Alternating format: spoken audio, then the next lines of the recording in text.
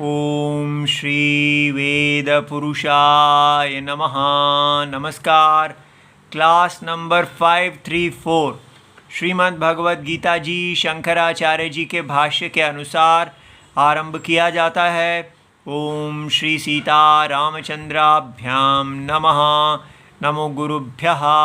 ओम अथ काल देवताः श्री विक्रमी संवत् 2082 आषाढ़ कृष्ण पक्षा अष्टमी गुरुवारः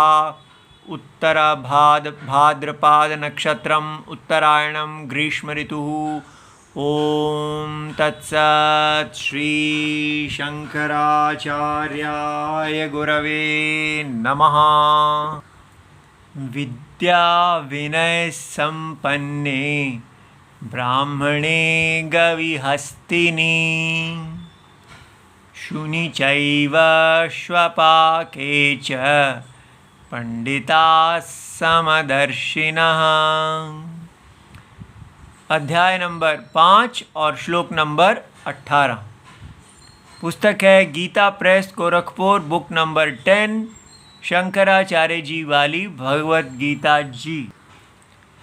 कल के श्लोक में हमने देखा है कि कैसे भगवान ने ज्ञानी को इतने सारे नाम दिए और वो किस प्रकार के नाम हैं कि तद्बुद्धि। वो ज्ञानी कैसे हैं? तद्बुद्धि। जैसे आप कहेंगे ए तद्बुद्धि इधर आओ, ठीक है, तो तद्बुद्धि का अर्थ क्या हो गया? परम सत्य में बुद्धि है जिसकी, तद्बुद्धयः तदात्मानः। ए तदात्मा इधर आओ। तो तदात्मा माने केवल ब्रह्म को ही, परम सत्य को ही अपनी आत्मा मानने वाला। तन्निष्ठ, ए तन्निष्ठ इधर आओ। तन्निष्ठ का अर्थ क्या है? उसका अभिनिवेश पूरी तरह, जैसे उसका मन जो है ब्रह्म में ही जुड़ गया है। तो ऐसा जो जिसका मन है। तत्परायणः, ए तत्परायण इधर आओ। इस प्रकार ये उनके नाम हैं। वो भगवान परम जगत के सत्यम को ही अपनी गति मानते हैं, उन्हीं में ही उनकी रति है। तो ऐसा जिनका मन है। अब ये देखिए कैसा देश है ये। कहाँ व्यक्ति था? तद्बुद्धया का मतलब जियो पॉलिटिक्स बुद्धया, भोग बुद्धि, देह आत्मा। और किस चीज़ में उसकी निष्ठा थी? कहाँ उसका अवस्था? तो केवल भोग परायणता, भोग को ही वो अपनी गति समझता था। और देखिए ट्रांसफॉर्मेशन क्या हुई। वो इस सारे स्वप्न के अंदर उसकी बुद्धि स्वप्न में खोई हुई थी और स्वप्न के ही शरीर को अपना मानता था। और उसकी निष्ठा भी इसी स्वप्नमयी सृष्टि में थी और उसकी रति भी इसी स्वप्न में थी। और कैसे वो इस सारे स्वप्न की आत्मा हो गया और उसी में बना हुआ है। आप अपने देश को पहचानिए। कैसा देश है, कैसी मिट्टी है, कहाँ हमने जन्म ले लिया और हम उसको पूरी तरह 100% छोड़ के केवल बस स्वप्न के अंदर ही घूमे चले जा रहे हैं। स्वप्न बुद्धि, स्वप्न आत्मा, स्वप्न निष्ठा, स्वप्न परायण। और कह रहे हैं कि ये बहुत बड़ी बात है हमारी, हम बड़े प्रोग्रेसिव हैं। सारे शास्त्र हमारे लिए निरर्थक हो चुके हैं क्योंकि वो जो दिशा दिखा रहे हैं हम उसकी उल्टी दिशा में जा रहे हैं।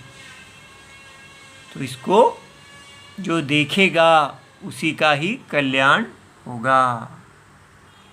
अब ये आज का श्लोक, इसमें भगवान शंकराचार्य जी हमको बताते हैं कि ये इसका विषय क्या है। तो येषां ज्ञानेन नाशितम आत्मनः अज्ञानम, तो जिनका ज्ञान के द्वारा आत्मा के प्रति अज्ञान नष्ट हो गया है, बाधित हो गया है, करेक्ट हो गया है, तो वो कौन है? ते पंडिताः, वो पंडित हैं, उनके पास पंडा है, ज्ञान है, ब्रह्म ज्ञान है।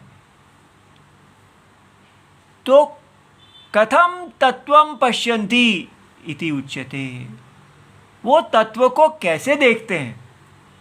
अब ये जो श्लोक है इसमें ये बहुत प्रसिद्ध है और इसमें ब्रह्म ज्ञान की समदृष्टि दिखाई गई है कि एक ब्रह्म ज्ञानी सब में किस प्रकार इक्वालिटी देखते हैं, बराबरी देखते हैं,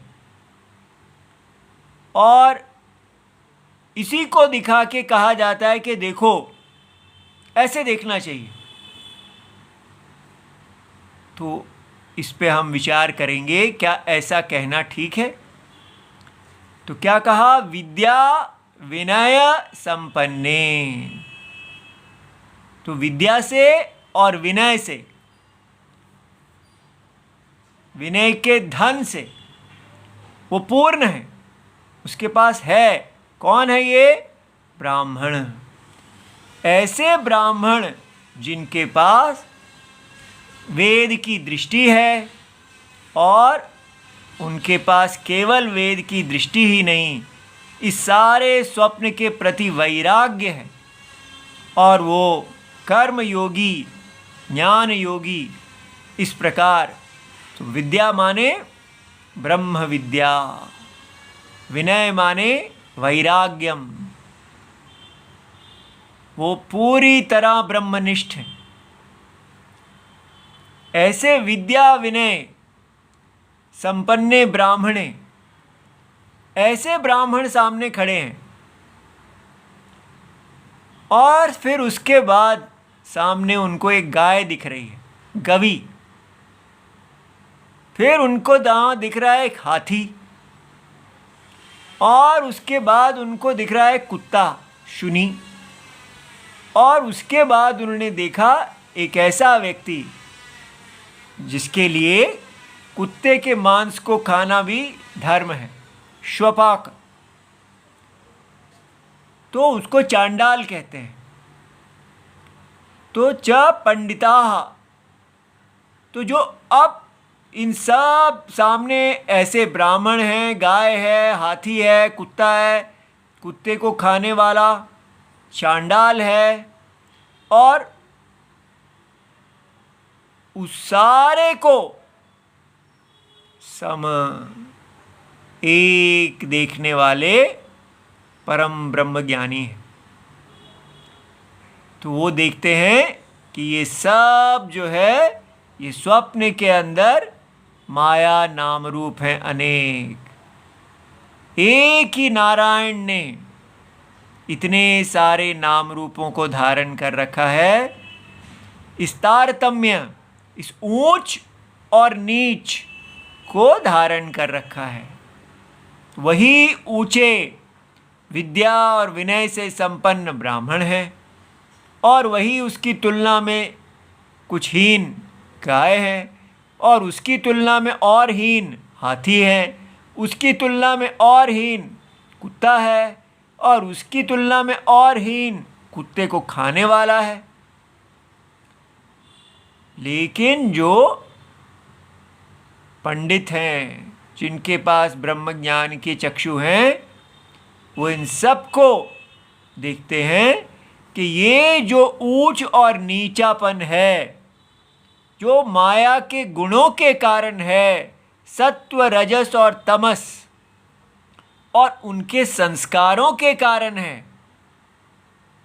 तो सब अपने अपने संस्कारों के कारण ऊंचे और नीचे जो दिख रहे हैं, उन सब ऊंच और नीच को पूर्ण करने वाला सत्यम ना ऊंचा है ना नीचा है ना मध्य है।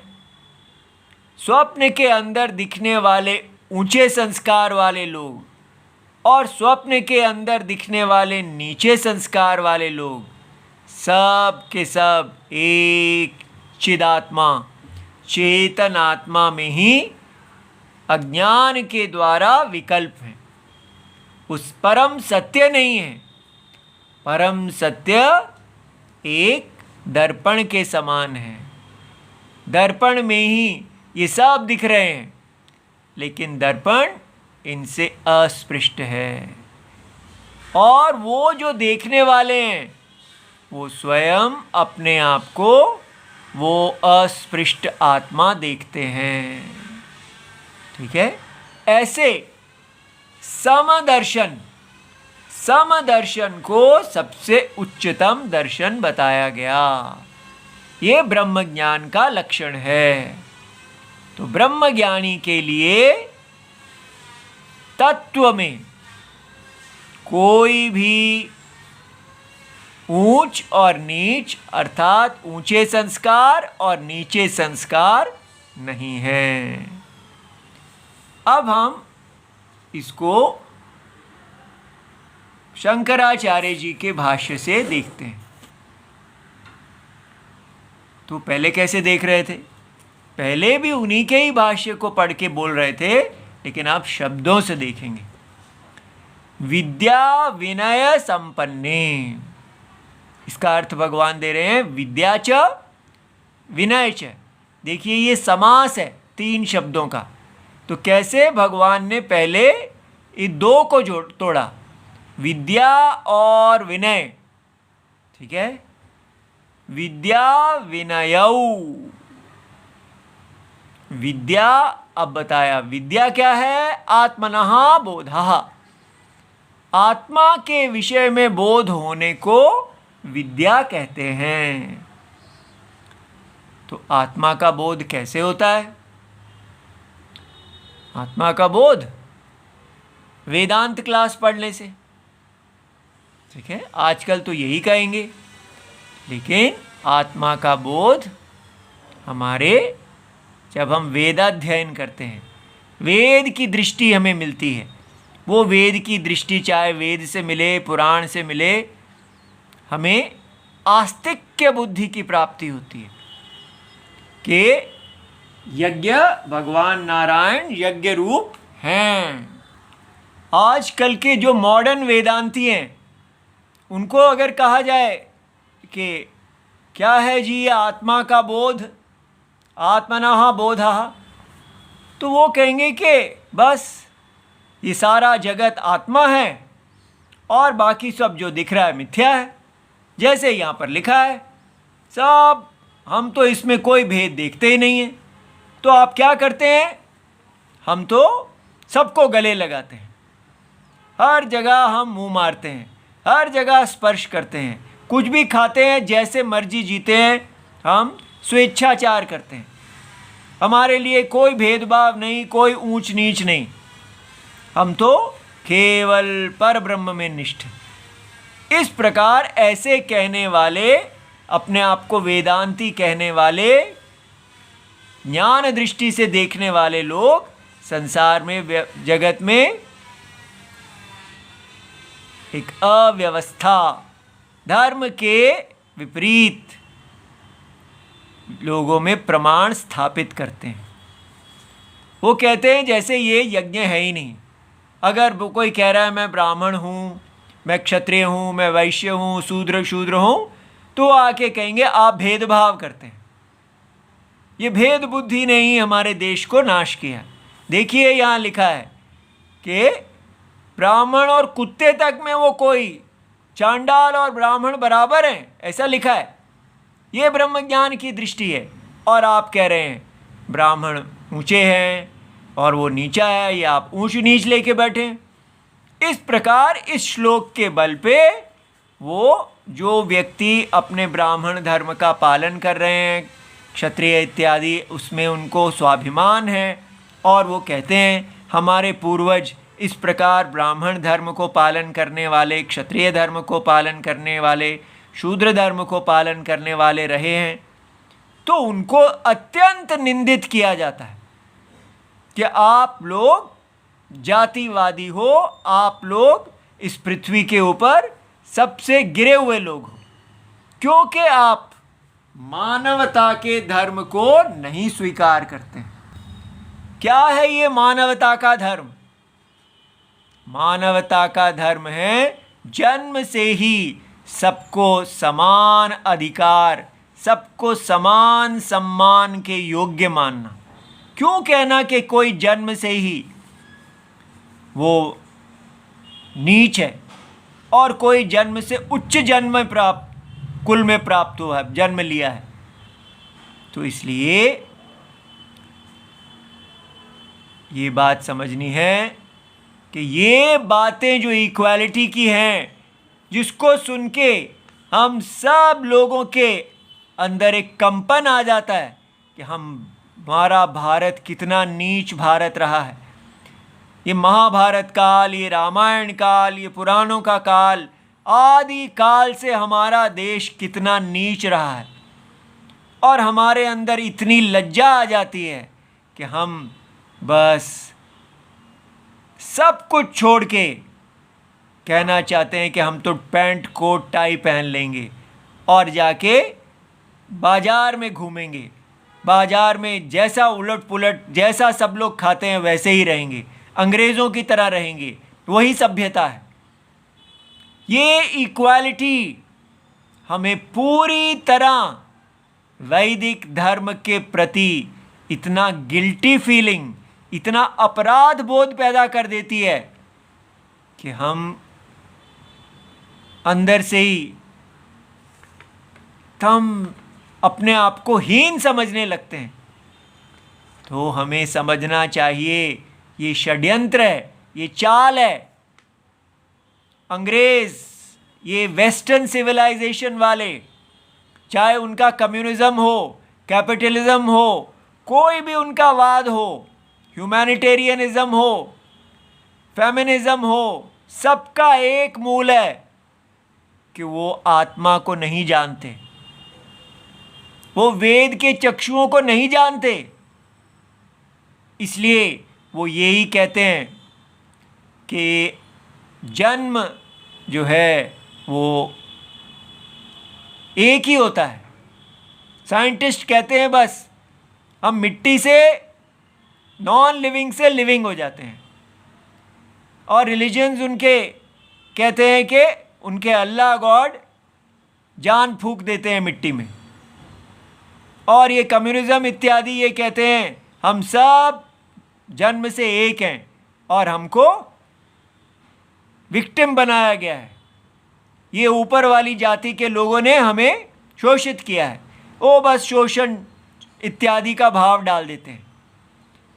और हम जो वेद की दुनिया है हम उसको जानते ही नहीं। उनकी मार, उनके हंटर सह सह के हम अपने वेद से कटते गए। अपनी सुंदर गाय को हमने लात मार के बाहर निकाल दिया और घर में कुत्ते पाल लिए। इसलिए अब हमको इसको ठीक से देखना चाहिए। यहाँ की दृष्टि क्या है कि यहाँ पर एक परमात्मा, परम सत्य है। वो परम सत्य के अज्ञान के कारण यहाँ पर एक प्रतीति, एक महायज्ञ रूप आ गया है। चेतन आत्मा, एक चेतन आत्मा ने इस अनंत स्वप्न को धारण किया हुआ है। इसलिए यहाँ पर ये जो इक्वालिटी बाय बर्थ है वो होती ही नहीं है। वो लोग बात कर रहे हैं कि उनके देशों में जो कास्ट सिस्टम है वो वेद के आधार पे नहीं है। उनका कास्ट सिस्टम इनइक्वालिटी और इक्वालिटी के आधार पे है। वहाँ पर शोषण शोषित भाव होगा। वहाँ के धन वाले लोग जो हैं वो गरीबों को लूटते हैं। लेकिन यहाँ पर वर्ण आश्रम धर्म जो है वो अनादि काल से चला आ रहा है। ये एक वेद भूमि है और हम उसको जान ही नहीं रहे कि ये जो वर्ण आश्रम धर्म है ये आदि काल से इस ब्राह्मणों की सृष्टि भगवान के मुख से हुई।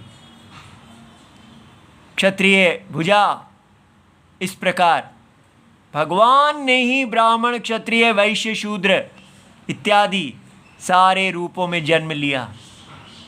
और अब वो इसी प्रकार जो भगवान के सिर को संभाल रहा है वो ब्राह्मण कर्म कर रहा है, क्षत्रिय, वैश्य, शूद्र, इस प्रकार। और कैसे जब इसका संकर होता है, इस धर्म का पालन होता है या अपालन होता है, तो फिर बीच की जातियां जन्म लेती हैं, बहिष्कृत जाति जन्म लेती है। अब हम कहेंगे ये सब सिरदर्द है, हम क्यों इसको करें? इक्वालिटी बड़ी अच्छी है, बाजार बहुत अच्छा है।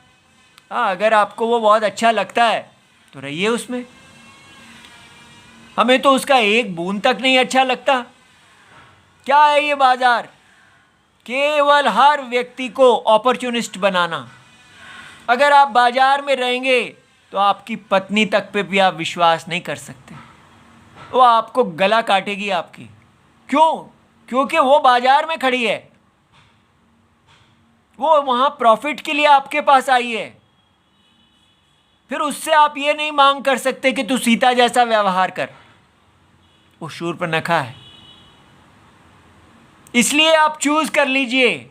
अगर बाजार चाहिए तो फिर पैसे देके दूसरे से काम लेंगे तो ये भी पक्का नहीं है कि वो पैसा लेके आपको अपनी सर्विसेज भी देगा। सब पैसे के भूखे राक्षस। इसलिए अगर जीवन में मूल्य चाहिए तो फिर मोरालिटी नाम की चीज ये वेस्ट के लोग डिफाइन ही नहीं कर सकते। इनको पूछो मोरालिटी क्या होती है? क्यों मोरालिटी? क्यों पति की हत्या कर देने में इमोरलिटी क्या है? अगर उससे लाभ होता है तो कर देनी चाहिए, क्या हुआ इसको? अपनी पत्नी के होते हुए 10 पत्नियों से और संबंध रखना में खराबी क्या है? इसमें तो कोई खराबी नहीं है। भोग के लिए जीना है, जैसे दांव लगे लगाओ। व्यक्ति को प्रोफेशनल होना चाहिए था। पति की हत्या करते समय थोड़ा स्मार्ट होना चाहिए कि पकड़े ना जाओ।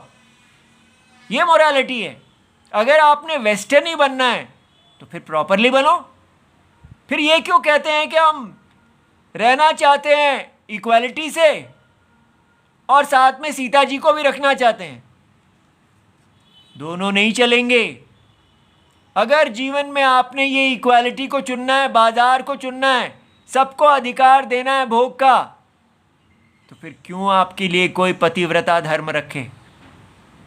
क्यों आपका गला वो ना काटे? क्यों भोग परायण ना रहे? वो आपके पास आया ही अपनी अपॉर्चुनिटी के लिए है। वो आपके ऊपर, वो आप उसका एक पायदान हो। वो इस जीवन में भोग के लिए आया है। इसलिए मोरालिटी कुछ नहीं होती, धर्म होता है। ये समझ लीजिए। ये वेस्टर्न बातें इक्वालिटी इत्यादि की, ये सब चूरन है। हम अब तक इसके साथ क्यों चलते रहे? क्योंकि अंदर से हमें सीताराम के संस्कार थे। लेकिन धीरे धीरे जब सीताराम भी हमारे अंदर से जा रहे हैं तो फिर सब शूर्पणखाएं और रावण, यही बनता जा रहा है पूरा समाज। इस इक्वालिटी को आप पूजेंगे तो आपको केवल यही मिलेगा कि मुझे भी खाने का अधिकार है, मुझे भी राक्षस बनने का पूरा अधिकार है। तुम ही राक्षस क्यों बनोगे? तो बस फिर जियो राक्षस लोग सब इकट्ठे, कैसे जियोगे? दो छोड़ो, एक अकेला राक्षस भी चैन से नहीं जी पाएगा। इसलिए व्यक्ति को देखना चाहिए हम कहां नरक में जा रहे हैं भारत को विकसित बनाने के चक्कर में। इनइक्वालिटी का मतलब है आप पूर्व जन्मों के कर्मों से यज्ञ के में पैदा होते हैं, अनइक्वल, असमान स्थान में। पूरे जीवन में कितनी सैंक्टिटी, डिविनिटी, दिव्यता आ जाती है कि मैं जो कुछ कर रहा हूँ किसी भोग के लिए नहीं कर रहा हूँ, मैं अपने यज्ञपति नारायण को तुष्ट कर रहा हूँ। मेरा हर कर्म भगवान के यज्ञ में आहुति है। क्या सुंदरता को छोड़ के हम कहाँ जा रहे हैं? ये देखिए यहाँ पर अभी इस भाष्य को अंत में, ये सारा कल देखेंगे, लेकिन इसको देखिए अंत में गौतम स्मृति में इसके विरुद्ध ये पूर्व पक्ष रखा जाता है। ननु अभोज्य अन्नाः ते दोषवन्तः। इस गौतम स्मृति में कहा गया है कि कुछ लोग ऐसे होते हैं जिनका भोजन नहीं करना चाहिए, जिनका भोजन खाने से आप पाप को प्राप्त होते हैं। तो कौन है वो लोग जो अभोज्य अन्न कहे गए हैं? तो गौतम स्मृति जी किनका अन्न जो है वो नहीं खाने योग्य है, पाप है? तो वो कहते हैं वो लोग जो समदर्शी होते हैं, जिनको भगवत गीता में कहा जा रहा है कि वो ब्राह्मण, गाय, हाथी इत्यादि, चांडाल, उन सब में समत्व देखते हैं। उनको कहा गया उनका कभी भोजन नहीं खाना चाहिए। अब देखिए क्या है, समाभ्याम विषम समे पूजातः। जो व्यक्ति सम कौन होते हैं? दो लोग जो एक जैसे हैं, जिनके संस्कार एक जैसे हैं, और दो लोग जिनके संस्कार एक जैसे नहीं हैं, उनमें विषमता है। तो ऐसा कहा गया है कि जो व्यक्ति, अगर दो लोग हों, दोनों ही विद्या विनय संपन्न ब्राह्मण हैं, तो वो सम हैं, उनमें असम व्यवहार करते हैं। एक के साथ उच्च व्यवहार करते हैं और दूसरे के साथ उसकी तुलना में नीच व्यवहार करते हैं। सम व्यवहार जहाँ करना चाहिए वहाँ विषम व्यवहार करते हैं। तो ऐसे व्यक्ति का भोजन खाना पाप है। वो आप उसका पापी का अन्न ही पाप होता है। तो इसलिए सम में विषमता देखने वाला पापी है। और दूसरा, विषमता में सामने विद्या विनय संपन्न ब्राह्मण हैं और साथ में कोई उनसे नीच संस्कार वाले हैं, और आप कहीं ये दोनों समान हैं, समान व्यवहार कर रहे हैं। तो असमान में समान व्यवहार और समान में असमान व्यवहार जो व्यक्ति करता है, उसका अन्न नहीं खाना चाहिए। ये देखिए इक्वालिटी। तो क्या दोष है? तो ये बताया जा रहा है व्यवहार में, यज्ञ में आपको क्या करना चाहिए। व्यवहार में ब्रह्म ज्ञान नहीं लाना। ब्रह्म ज्ञानी भी जब व्यवहार करते हैं तो देखते हैं आगे अगर इस प्रकार के विद्वान संस्कारशील ब्राह्मण आ रहे हैं तो वो उनको आदर करते हैं, और जो उनसे संस्कार में छोटा है उसको उतना आदर नहीं करते, उसको उनकी तुलना में कम आदर करते हैं। आदर में भी एक तारतम्य होता है, एक ग्रेडेशन होता है। ये हमारा वैदिक शिष्टाचार है।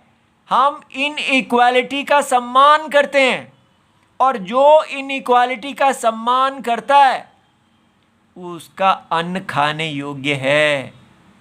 कहाँ से हमें ये इक्वालिटी का पाठ पढ़ा दिया गया और बस हम पूरी तरह पापी हो गए।